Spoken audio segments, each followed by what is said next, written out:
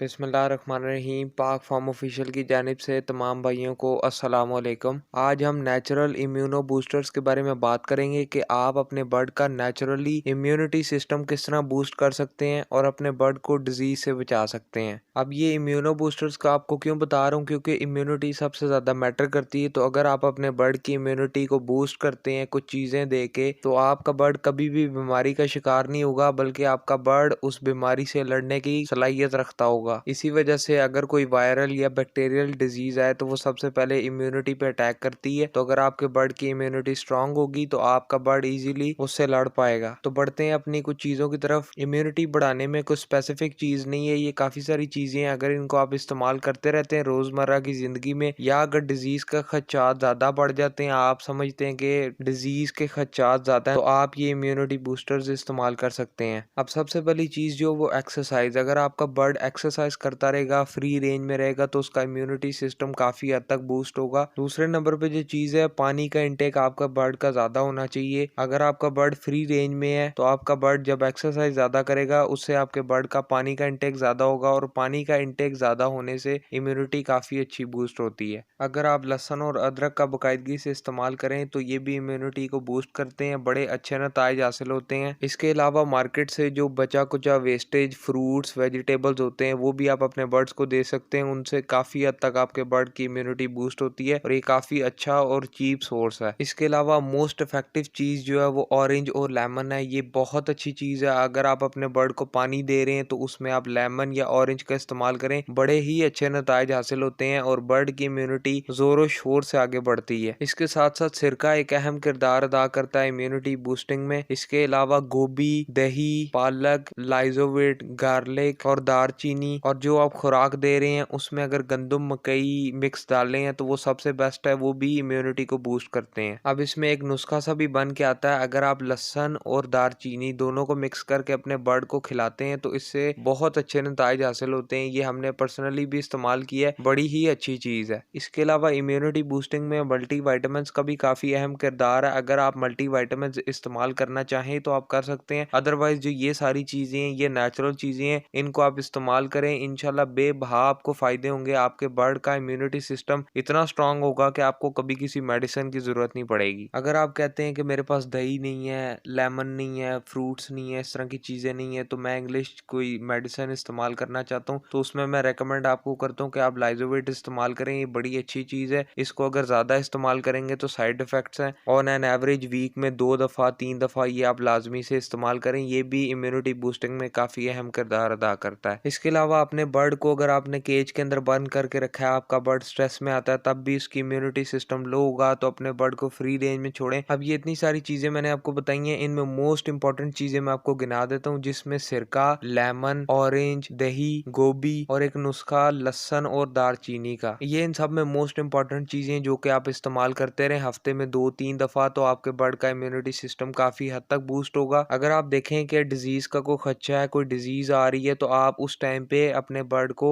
लहसुन और दारचीनी और पानी के अंदर आप लेमन या सिरका इस्तेमाल करवा सकते हैं। अगर आपका बर्ड किसी डिजीज़ में भी मुब्तला है और उसकी इम्यूनिटी सिस्टम काफ़ी लो है, तो आप उस टाइम पे भी ये चीज़ें इस्तेमाल करवा सकते हैं। चाहे बीमारी आए या ना आए, ये चीज़ें आप इस्तेमाल करते रहा करें। अगर आपके बर्ड बीमार है तो आप उस टाइम पे ये चीज़ें इस्तेमाल करें। इसके बेबहा फ़ायदे हैं। जब भी आपको खबर मिले कि मार्केट में कोई नई वायरल डिजीज़ या बैक्टीरियल डिजीज़ आ रही है, तो ये चीज़ें आप अपने बर्ड को इस्तेमाल करवाना शुरू करें। ये चीज़ें बेहतर हैं मेडिसिन से, ये चीज़ें सस्ती हैं। अभी अगर आप इस्तेमाल कर लेते हैं डिजीज़ आने से पहले, तो आपको बड़े फ़ायदे होंगे। अगर डिजीज़ आ जाती है तो फिर आप महंगी महंगी मेडिसिन लेते रहेंगे। अब हम कुछ वाइटामिन के बारे में बात कर लेते हैं कि कौन से वाइटामिन है जो कि इम्यूनिटी को सपोर्ट करते हैं। इसमें विटामिन ए है और विटामिन ई, ये मोस्ट इंपॉर्टेंट वाइटामिन है। इसके साथ साथ विटामिन डी और vitamin C. Vitamin C most important चीज है इम्यूनिटी के लिए। विटामिन सी आपको लेमन और ऑरेंज में देखने को मिलता है। तो ये सारी चीजें आपने इस्तेमाल करवानी है। यही नहीं है कि आपने लेमन और ऑरेंज ही इस्तेमाल करवाते रहना है। इसमें आप दही इस्तेमाल करवाएं, फिर इसके अलावा इसमें सिरका इस्तेमाल करवाएं, फिर इस तरह आप अदरक, लहसुन, इन चीजों का इस्तेमाल करवाएं, तो इनके बेबहा फायदे हैं। मैं उम्मीद करता हूँ कि मैं अपनी बात आप लोगों तक पहुंचा पाया हूँ। अगर आपके मजीद कोई सवालात रह गए तो आप कमेंट सेक्शन में अपनी राय का इजहार कर सकते हैं। अगर आपने मजीद इन्फॉर्मेशन हासिल करनी है तो आप हमारा व्हाट्सएप ग्रुप पाक फार्म ऑफिशियल ज्वाइन कर सकते हैं। व्हाट्सएप ग्रुप ज्वाइन करने के लिए दिए गए नंबर्स पे आप या तो कॉल या व्हाट्सएप रब्ता कर सकते हैं। अगर सेल परचेज के लिए आपने व्हाट्सएप ग्रुप ज्वाइन करना है तो आप डिस्क्रिप्शन में दिया गया लिंक है उससे फॉलो करके व्हाट्सएप ग्रुप ज्वाइन कर सकते हैं। अपना ख्याल रखिएगा, बर्ड्स का ख्याल रखिएगा।